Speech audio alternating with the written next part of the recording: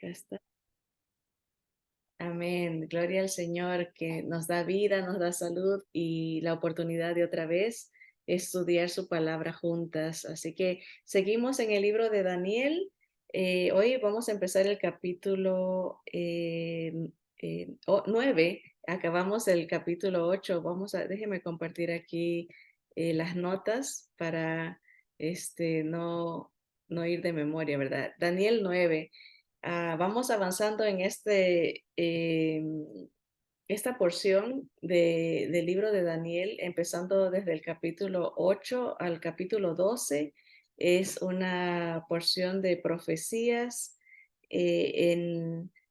desde todos los gobiernos en relación con el pueblo de Israel, desde Babilonia hasta el final, el último gobierno humano, que será el gobierno global, el gobierno del anticristo. Así que esta porción del capítulo 8 al 12 es profunda, es muy eh, impactante porque nos revela el futuro que era para Daniel, que ya es pasado para nosotros y se cumplió, pero también nos revela el futuro nuestro, de lo que va a pasar al mundo, qué le va a pasar a Israel, qué va a pasar, cómo acaba la historia de la humanidad. Así que muy interesante. Así que vamos a leer.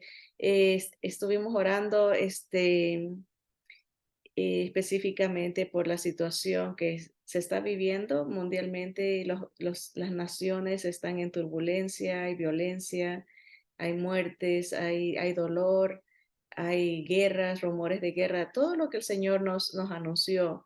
Am, Políticamente hay inestabilidad, eh, asesinatos, lamentablemente, se sufre, ¿no? Se sufre como pueblo, ¿no? Y nuestro corazón está eh, pesado por esa situación, ¿no? Por la tristeza de ver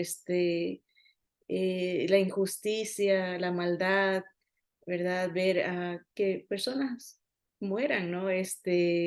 No solamente en niveles políticos, ¿verdad? Las injusticias desde el vientre hasta la ancianidad, ¿no? La vida en el mundo no vale, ¿verdad? La juventud está muriendo en cantidades sorprendentes a través del suicidio, las drogas, los vicios, pero en medio de tanto caos que el mundo trae, el pecado, Satanás ha traído esa maldición de la muerte, hay una luz de esperanza, hay vida, hay esperanza en Jesús, hay vida eterna, hay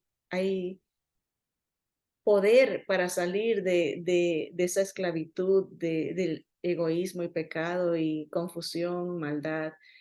Y el Señor sigue ofreciendo esa vida, sigue queriendo alcanzar al humano, ¿verdad? Y a veces estas circunstancias que se viven abren los ojos a la necesidad de estar listos, ¿no? De tener a Jesús, la vida, eh, para que Él sea nuestra esperanza, porque teniéndolo a Él, la muerte no nos separa, ¿verdad? Al contrario, nos une a Él. No hay nada que nos venza teniendo al Señor Jesús. Tenemos el consuelo, la paz, ¿verdad? Y pues es un llamado, como vamos a ver hoy en la clase, a que el pueblo del Señor busque a Dios, ¿no? Todo tiene que empezar con uno, ¿no? A veces queremos que los demás cambien, ¿verdad? Que el gobierno cambie a la gente, que la solución, pensamos, la tiene el ser humano, ¿verdad? Pero la solución la tiene Dios en uno, pero tiene que empezar en uno, ¿verdad? El cambio, ¿verdad? El poder transformador del Espíritu Santo de Dios tiene que empezar con el pueblo. Y vamos a leer, solamente vamos a estudiar dos versículos del capítulo 9. El capítulo 9 de Daniel es una oración y aunque vamos a estudiar solo los dos versículos, vamos a leer parte de la oración porque encaja tan perfectamente con la situación que se está viviendo, ¿no? Cómo podemos cambiar lo que se está viviendo, ¿verdad? Y vamos a leer qué pasó. Dice, en el año primero de Darío, hijo de Asuero, de la nación de los Medos, que vino a ser rey sobre el reino de los caldeos, en el año primero de su reinado, yo, Daniel, miré atentamente en los libros el número de los años de que habló Jehová al profeta Jeremías, que habían de cumplirse las desolaciones de Jerusalén en 70 años. ¿Okay? Entonces, estos son nuestros dos versículos en los que vamos a profundizar. El marco, ¿verdad? Hay un marco histórico, nos da detalle, Daniel dice en el año primero de Darío. Este es el nuevo rey que entra en lugar de Babilonia, entran los medos y los persas, un doble reino, o un reino con dos naciones, ¿verdad? Los medos y los persas, ¿verdad? Y en el primer año de Darío, que vino, dice, a ser rey sobre el reino de los caldeos. Él invadió a los babilonios, ¿verdad? Y el marco histórico es esto, que ahora Persia, los medos y los persas toman el control del poder, humanamente hablando, ¿verdad? Darío es el rey de los medos y se calcula que esto fue aproximadamente en el año 538 antes de Jesús. Acuérdense, antes de Jesús, antes de Cristo, los números van bajando. O sea, empezamos, por ejemplo, a decir 10,000 años, 9,000, 8,000, 7,000, va en el año 1000, en el año 800, 500, va bajando antes que Jesús nazca. Desde que Jesús nace, ahora los números los vamos en el calendario gentil, ¿verdad? No judío, ahora vamos subiendo el año 1, el año 2, el año 30, el año 70, ahorita estamos en el año 2023, ¿verdad? Subió. Primero va bajando antes de Cristo, o sea que esto va en el año 538, quiere decir 538 años antes que Jesús nazca, pero después la numeración va a subir. Ahora, para el calendario judío no hay esa distinción, todo va en aumento, ¿verdad? Desde ellos ya están como, debí de haber revisado esto, pero van como en el año 12,000 o 13,000, no estoy 100% segura de eso, pero ellos siguieron, ¿verdad? El, la numeración, ¿no? Eso, no todos saben, lamentablemente, lo que pareciera algo de sentido común, ¿verdad? O general, de conocimiento general. A veces ya el nivel académico va bajando, o en otras áreas va subiendo, dependiendo el lugar o la generación, ¿no? Pero es importante entender esto, ¿no? O sea que fueron 538 años aproximadamente antes que Jesús venga. Daniel está viviendo, el profeta, es su era, ¿no? Este episodio, lo que él está diciendo en el primer año de Darío, viene a ser un año después del evento que leímos en el capítulo 5. Acuérdense en que ciertas partes del libro de Daniel no son cronológicas, ¿verdad? Va avanzando bien y de repente retrocede para explicarnos un poquito más alguna idea que el Señor quiere enfatizar. Entonces, esto que acabamos de leer, lo que él dice en el primer año de Darío, el hijo de Asuero, esto pasa un año después que en el capítulo el evento del capítulo 5. Ahora, que es la historia de Daniel con los leones. Voy a ir rápidamente a retroceder para ver eh, lo que, los temas de cada libro. Perdone que vaya rápido aquí, pero, no, el capítulo 5 es de Belsasar. Eso cuando sale la escritura en la pared, o sea, esto pasa un año después de que tumban al último rey babilónico. Así es, capítulo 5 va conectado con el capítulo 9 de Daniel. ¿Ok? Un año después del capítulo 5, Daniel está hablando eso, era Darío el que está gobernando, ¿verdad? Así que no los quiero marear yendo tan rápido acá, pero vámonos al capítulo 9. Entonces, ah, otro detalle importante es que Daniel dice que él quiso saber el punto de restauración del pueblo de Israel. Aquí Daniel está cautivo, han sido llevados cautivos a Babilonia y ahora son parte del imperio persa, pero él quería saber hasta cuándo se iba a acabar ese periodo de sufrimiento, ¿verdad? ¿Cuándo iban a regresar a su tierra, a Israel? ¿Cuándo, ¿Cuánto tiempo determinó el Señor Dios Todopoderoso en su sabiduría que eh, era el tiempo de cautiverio, ¿no? Y esto que Daniel está tratando de averiguar, se calcula que pasó a los 67 años de la deportación. O sea, ya habían pasado casi 7 décadas desde que el pueblo de Israel fue llevado cautivo a 500, creo que son 500 millas al este de Israel. O sea, fueron llevados cautivos, sacados de su tierra.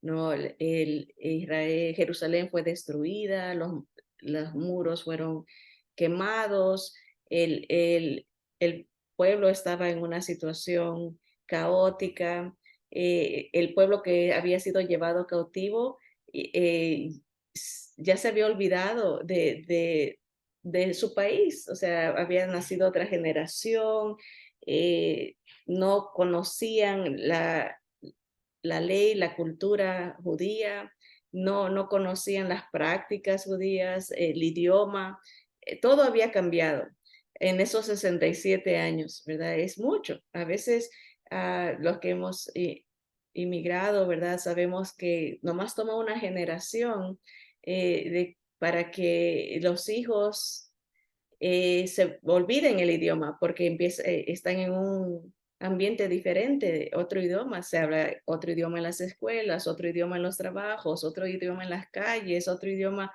en la televisión, en los medios de comunicación. Son muy raras las familias que hablan solo español en su casa. Entonces se va perdiendo y eso les pasó a los judíos. Fueron a otro país, otra nación, con otro idioma, otra cultura, otras religiones, y entonces se pierden. Y entonces, pero han pasado 67 años, Daniel llegó jovencito, se calcula que tendría unos de 13 a 17 años, y ya han pasado 67 años, lo que lo pone a él en sus 80s.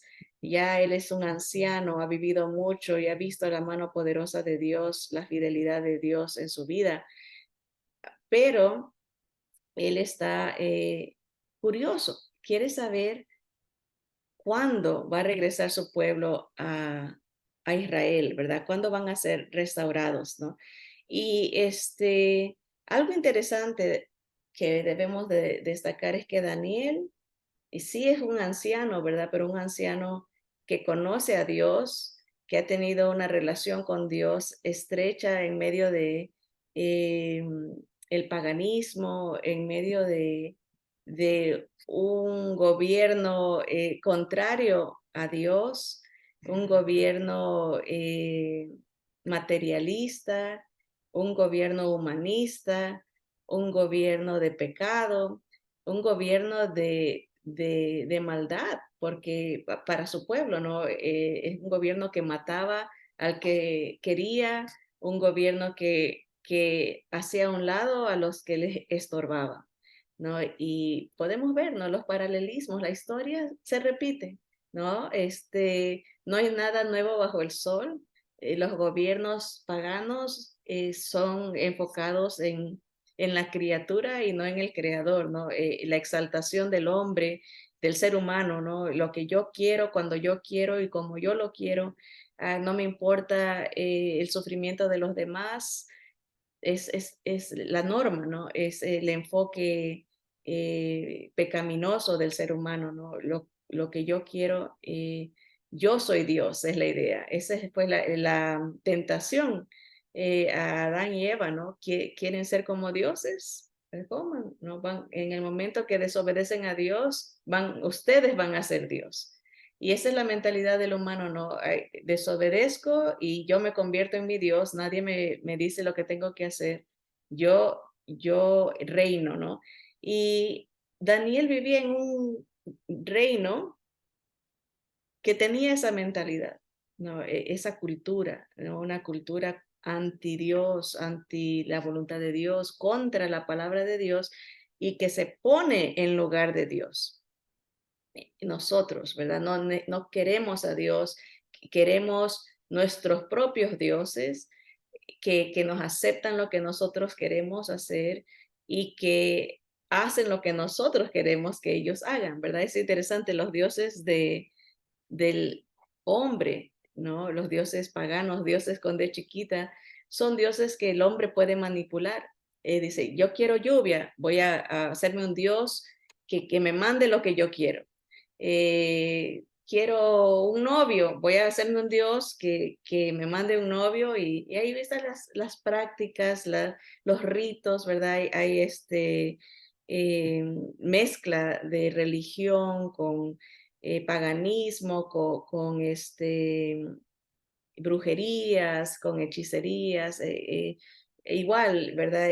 Las religiones, una mezcla de un poquito de verdad, pero bastante paganismo, la creación, adorar la creación, adorar la naturaleza y hacer a un lado a Dios, ¿verdad? Así que nada nuevo bajo el sol. Daniel es un gran ejemplo para nosotros de la fidelidad de Dios en su vida y la relación que él tuvo con Dios en medio de un gobierno pagano, ¿verdad? Miren, dice, él estaba sirviendo, Daniel sirve en el gobierno pagano y tiene aproximadamente 80 años, pero no hay límites para Dios para usar al que él desee, ¿verdad? Tal vez el pensamiento sea, bueno, yo ya estoy viejo, yo ya he vivido mi vida, ya no hay mucho que hacer, no, mm, todo está mal, ¿verdad? No hay, tener una visión negativa, decir, no hay esperanza, no, ya esto se vino para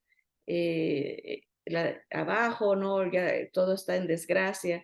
No, Daniel es un gran ejemplo del poder de Dios usando a sus siervos sin importar la edad. Él está en el gobierno, este, siempre buscando a Dios, siempre obedeciendo a Dios, influenciando a los reyes, a los líderes del gobierno con la verdad de la palabra, ¿no? Es algo interesante porque después va a venir un rey que le explican que Dios habló de él en su palabra, ¿no? Ciro, el emperador, y es a él quien Dios usa para regresar al pueblo de Israel a Jerusalén, ¿no? Le dicen, Dios habló de ti 200 años antes que tú nazcas, te mencionó por nombre de que Él te iba a usar a ti para que tú mandes al pueblo de Israel de regreso. Y eso es lo que Daniel está tratando de descubrir cuándo va a pasar, ¿verdad? Ese es el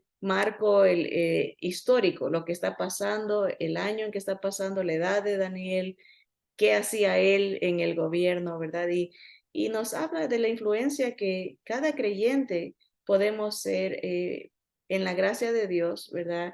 En nuestro medio, ¿no? Brillar la luz de la palabra, la voluntad de Dios, la, el evangelio de Cristo, que es poder de Dios para salvación a todo el que cree, ¿verdad?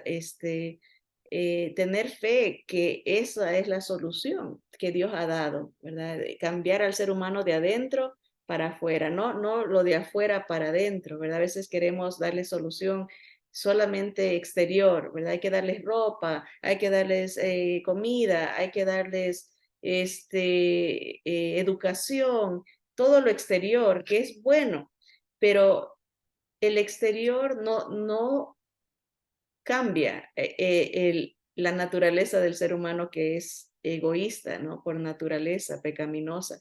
El evangelio del Señor Jesús es lo único que cambia al ser humano de adentro para afuera. Y una vez que la persona recibe el amor de Cristo, la salvación, el Espíritu Santo que lo hace ver quiénes somos nosotros y quién es Dios y el reino de Jesús en nuestras vidas, trae esa luz exterior también, ¿verdad? Trae obras de obediencia, obras de gloria para el Señor Jesús como consecuencia del cambio interior.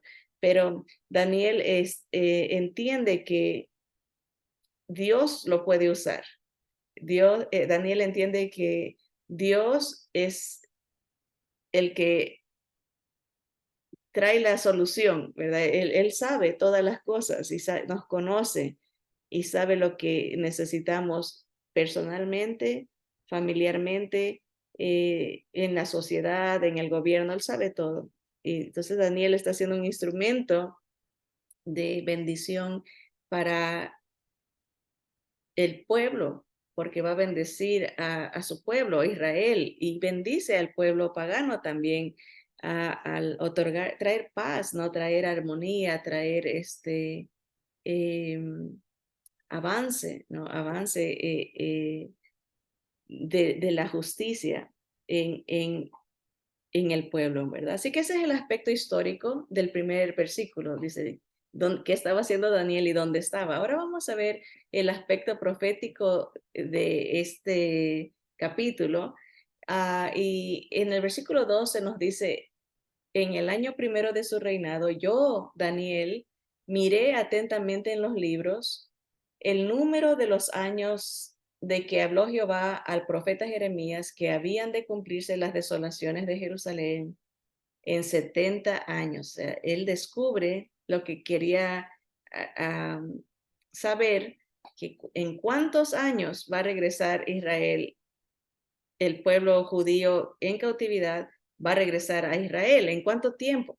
Y lo encuentra en los escritos del profeta Jeremías, que Dios le dice que en 70 años iban a regresar a Jerusalén. Y dice aquí, vamos a ver dos puntos antes de leer la porción de Jeremías donde se anuncia esto, porque es importante ver el conecte de la palabra, ¿no? La palabra está en armonía, todo tiene un propósito de revelación, ¿verdad? Progresiva, ¿no? Dios nos ha dado el fin desde el principio, ¿verdad? A través de profecías, a través de personajes, nos anuncia su plan de salvación en Cristo Jesús, el plan de redención, el plan de salir de la esclavitud del pecado y la muerte y pasar del reino de Satanás, de maldición, al reino de su Hijo amado, al reino de salvación, ¿verdad? El reino de um, renovación, de una nueva vida. Bueno, vemos Daniel en su libro, nos da un panorama de la historia de los gobiernos humanos en relación con el pueblo de Israel hasta que Jesús venga. O sea, en Daniel se habla de todo lo que va a pasar en la humanidad hasta el final de como nosotros conocemos la vida de gobierno y la vida de las naciones hasta el final, porque nos habla de la venida del reino eterno, el reino de Jesús a la tierra, ¿no? Entonces, nos da ese panorama de todos los imperios, de todo lo que va a pasar en la historia del ser humano, ¿verdad? Y el plan de Dios de cómo nos rescata en Cristo Jesús. En este capítulo, que es el capítulo 9 está enfocado en el segundo imperio. Ya pasó Babilonia, ahora está en el gobierno, en el imperio medo-persa, con el rey Darío, que es un rey de los medos. O sea, después vienen otros, es un solo reino, pero influenciado por dos dinastías, ¿no? Uh, pero es importante notar que Daniel siempre tiene tiempo para meditar en la palabra de Dios y buscar la voluntad de Dios revelada en ella. Él dice, estaba yo en este tiempo, durante este gobierno, y me propuse, dice él, mirar atentamente en los libros, los pergaminos, buscar la voluntad de Dios, saber qué es lo que va a pasar, ¿no? Hay gente que en lugar de buscar la revelación de Dios, anda buscando soluciones en brujos, soluciones en los que leen las cartas, soluciones en qué dice la mano, ¿verdad? Pero Daniel dice, yo busqué en los libros, yo busqué en las profecías, busqué en la palabra de Dios, la voluntad de Dios para el mundo, la voluntad, lo que va a pasar. Yo quería saber específicamente qué va a pasar con mi pueblo, ¿no? ¿Qué va a pasar con Israel? ¿Cuándo se va a acabar este tiempo de sufrimiento y de castigo, ¿no? De dolor? Y descubre, dice ahí, dice que a el profeta Jeremías, a ese profeta se le había dado la información que él quería y que se le dice específicamente que iban a estar 70 años. Acuérdense que él es en el año 67 aproximadamente, o sea que solo faltaban como 3 años para que se acabe ese tiempo de desolación, de dolor, de angustia, de vacío, porque no tenían nación, no tenían, era, no se podían identificar, este es mi pueblo, ¿verdad? Esta es mi nación, este es mi país, no tenían, pero faltaban poquitos años para que a poder ser restaurados, ¿verdad? Así que vamos a leer la información que Dios le da a Jeremías. En el capítulo 25 de Jeremías se nos explica esto que Daniel quiere descubrir y encuentra y descubre que falta poco para que Dios los restaure, ¿no? Y si el Señor permite, la próxima semana vamos a escuchar la oración de Daniel, que es tan importante. Ver cómo él se incluye en la razón del problema, ¿verdad? A veces es fácil apuntar a otros y decir, la culpa es de este o de este gobernante, la culpa fue de este, pero Daniel nos enseña en su oración que la culpa era de él, de su pueblo, se lo apropia, ¿verdad? Lo que está pasando es mi culpa porque no seguimos la voluntad de Dios, porque no eh, obedecimos las advertencias que Dios nos ha dado a través de las edades. Y Jeremías nos va a explicar ese contexto, ¿verdad? Jeremías 25, el título que le pusieron los traductores fue 70 años de desolación. Así empieza la palabra y dice en el versículo 1 del capítulo 25, palabra que vino a Jeremías acerca de todo el pueblo de Judá en el año cuarto de Joacim, hijo de Josías, rey de Judá, el cual era el año primero de Nabucodonosor, rey de Babilonia. ¿Okay? El rey de Israel, de Judá al sur, había sido rey por 4 años, pero Nabucodonosor, el rey de Babilonia, recién era su primer año, estaba recién comenzando este reinado que no era muy imponente al principio, la gente, por eso los judíos decían, no, eso no va a pasar, porque no le veían el potencial a Babilonia de que los destruya, ¿verdad? Estaban seguros en sus esfuerzos, en sus vanidades.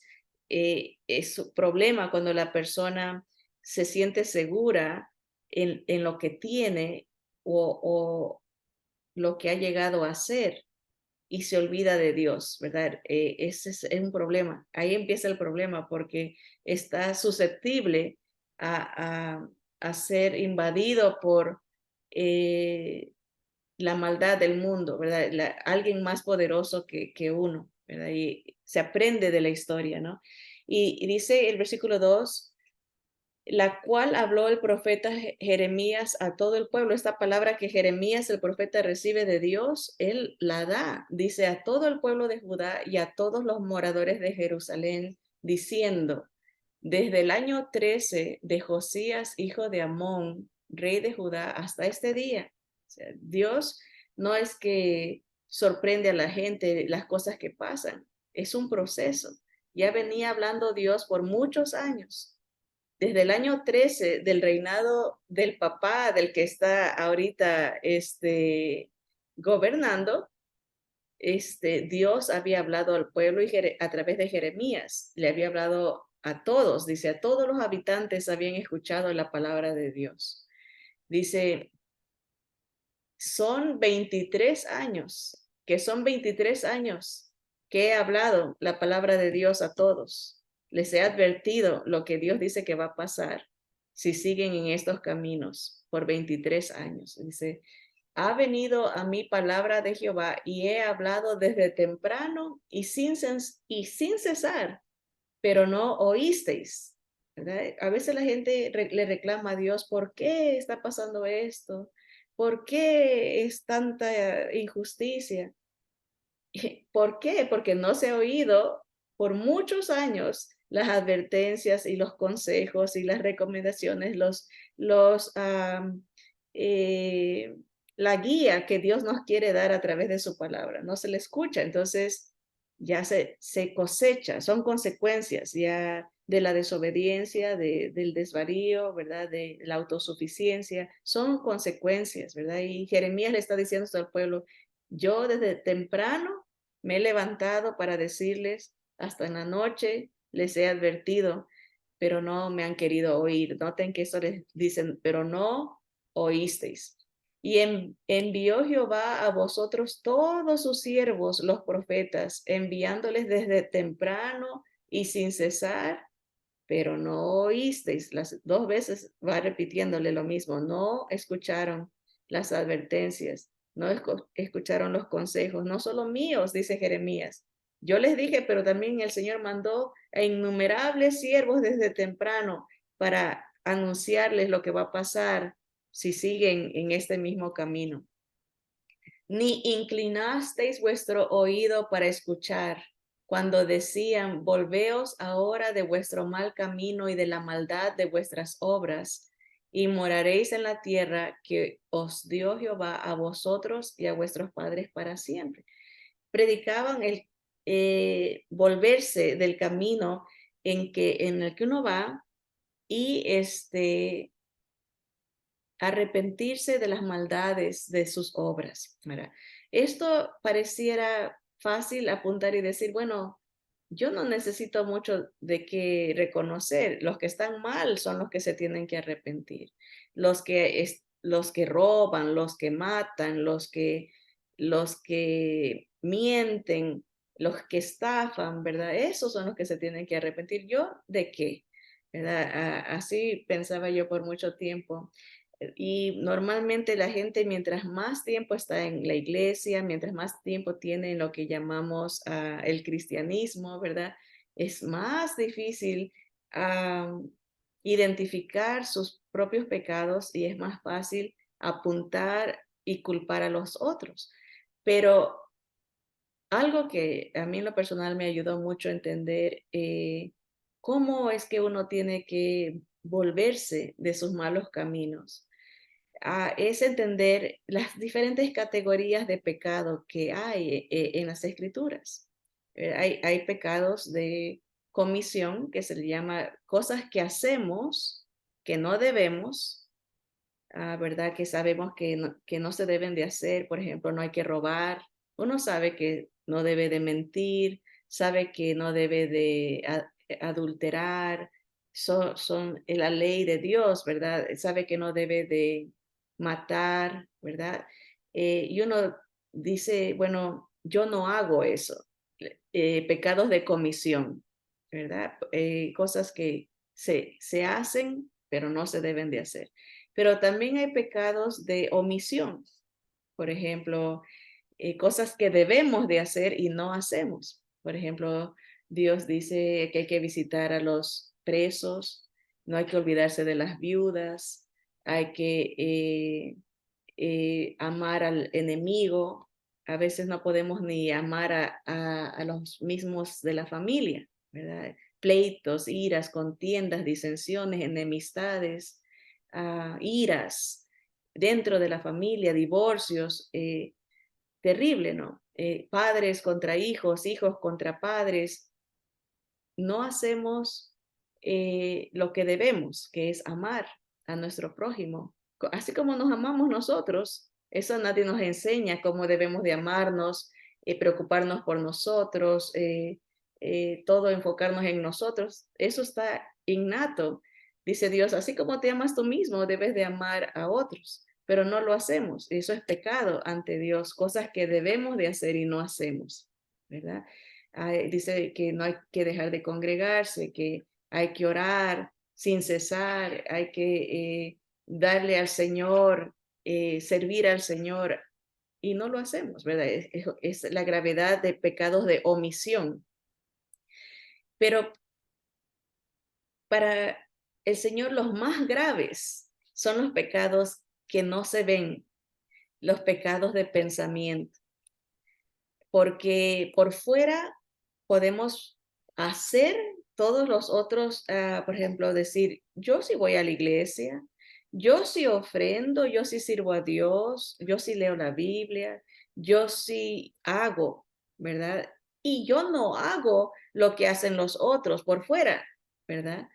Pero el Señor dijo, oísteis que fue dicho, no adulterarás, ¿verdad? No tendrás relaciones con alguien casado o, ¿verdad? Desviaciones inmorales, ¿verdad? No adulterarás.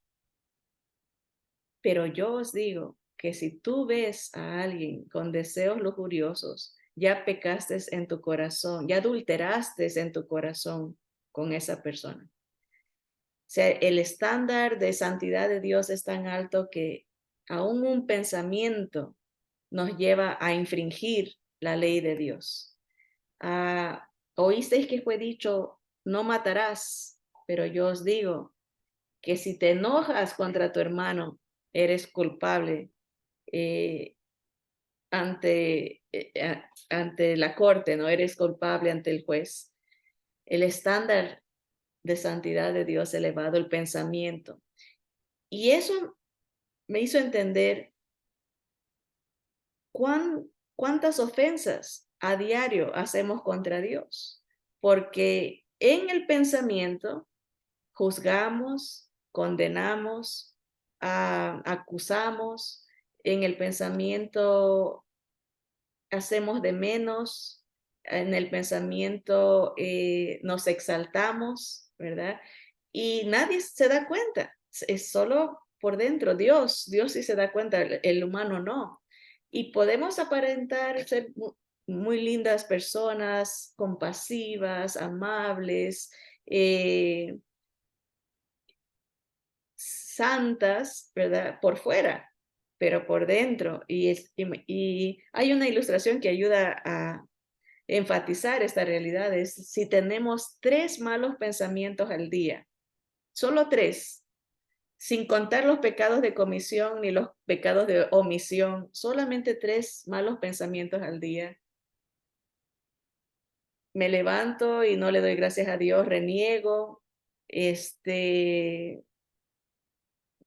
veo a alguien y juzgo ya llega la noche y me enorgullezco y pienso, oh, todo lo que hice, yo hice esto por mis manos, hice esto otro, mi esfuerzo, mi sabiduría, un pensamiento más, ahí van 3. 3 malos pensamientos en un día por 365 días en el año, son más de 1000 malos pensamientos en un año. Si llegamos a vivir a 70, 80 años, son 80,000 pecados acumulados por 3 malos pensamientos. Y eso habla mucho de nuestra naturaleza pecaminosa, ¿no? Cómo ofendemos a Dios. Y el profeta está diciendo, mira, yo les dije, cambien, reconozcan que son pecadores y que necesitan venir a Dios para que Él les dé un nuevo corazón, para que Él les dé una nueva vida. Vengan a Jesús. Él es el único que paga nuestra deuda. Él es el único que rompe el poder del pecado y nos transforma de adentro para afuera. El que nos puede dar de su espíritu para cambiar nuestra manera de ver las cosas, de pensar, que nos da amor por el prójimo, amor que cubre multitud de pecados, un amor que se preocupa por el, el vecino, ¿no? Por el otro más que por uno mismo. Pero no oísteis, dice Jeremías. Yo les dije, cambien. No porque tú puedes cambiar, pero la fe que pones en el que te puede cambiar es lo que hace la diferencia. Reconocer que tú no puedes salvarte, reconocer que tú no puedes cambiar, reconocer que solo Dios, a través de su Hijo, puede hacer el cambio, puede restaurar, puede libertarte de la maldición del pecado, puede liberarte del poder de, de, de ti mismo, ¿verdad? Porque uno mismo es su propio enemigo, dice el versículo 6, dice, yo les dije que no vayáis en pos de dioses ajenos, sirviéndoles y adorándoles, ni me provoquéis a ira con la obra de vuestras manos, y no os haré mal, pero no habéis oído, dice Jehová. Hiciste tus propios ídolos, adoras, tienes muchos dioses en tu corazón, empezando contigo mismo. Tú quieres ser Dios, tú quieres mandarte a tú mismo, tú quieres salvarte a ti mismo, tú quieres la solución y vivir como que si tú eres tu creador. Pero no me escuchaste. Yo te dije, no hagas eso, vas a sufrir. Yo te dije, no hagas altares, ¿verdad? A veces se adora el trabajo, se adora la profesión, se adora la religión, ¿verdad? Como que eso es lo que me salva. Se adora el yo. Pero Dios dice, no me escuchaste. Dice, me provocaste a ira con la obra de vuestras manos para mal vuestro. Tú vas a sufrir las consecuencias. Dice, por tanto, así ha dicho Jehová de los ejércitos, por cuanto no habéis oído mis palabras, he aquí enviaré y tomaré a todas las tribus del norte, dice Jehová, y a Nabucodonosor, rey de Babilonia, mi siervo, y los traeré contra esta tierra y contra sus moradores y contra todas estas naciones en derredor, y los destruiré, y los pondré por escarnio y por burla y en desolación perpetua. Y haré que desaparezca de entre ellos la voz de gozo, la voz de alegría, la voz de desposado, la voz de desposada, ruido de molino y luz de lámpara. La normalidad de la vida va a cesar, ya no va a haber matrimonios, no va a haber fiestas, no va a haber trabajo, no va a haber nada porque viene la desolación, viene la desgracia, viene las consecuencias de haberte apartado, haberme rechazado, de haber seguido tus caminos. Dice, toda esta tierra será puesta en ruinas y en espanto, y servirán estas naciones al rey de Babilonia 70 años. Y cuando sean cumplidos los 70 años, castigaré al rey de Babilonia y a aquella nación por su maldad, ha dicho Jehová, y a la tierra de los caldeos la convertiré en desiertos para siempre. En un día cayó el reino de Babilonia. Se cumplió esta profecía dada por Dios a Jeremías y Daniel está emocionado porque ve que ya está cerca la esperanza de regresar a su nación. Así que vemos en estos pequeños dos versículos, ¿no?, el trasfondo histórico y el trasfondo profético, pero tiene tanta aplicación para nuestra vida, ¿no? El rendirnos y escuchar el plan de Dios de salvación, de redención, de libertarnos de nosotros mismos, de nuestra pecaminosidad, perdonarnos si venimos a Él arrepentidos, pidiéndole que Él nos cambie, que nos dé una nueva vida para poder servirlo y poder disfrutar del plan que Dios tiene para nosotros, los propósitos que son de bendición, que son de vida, que son de prosperidad espiritual, ¿verdad? De caminar en la voluntad de Dios, de rogar que venga su reino y que sea hecha su voluntad en mi vida, empezando conmigo, ¿no?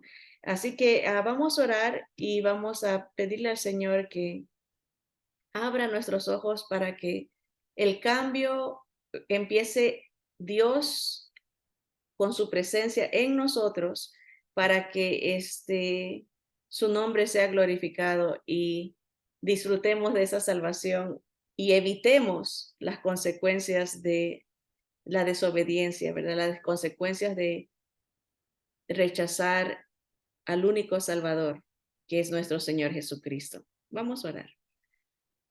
Señor amado, te damos gracias, Padre, porque tú todo lo sabes, tú todo lo puedes, Señor. Estos acontecimientos reales de hace miles de años, Señor, vemos cómo tú has plasmado tu voluntad en tu palabra, Señor. Podemos ver tu, tus deseos que son para bien, para la humanidad.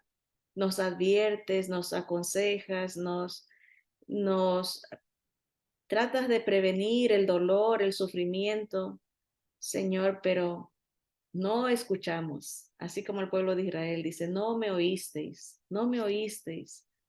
Señor, Padre, gracias porque tú eres un Dios de gracia y misericordia.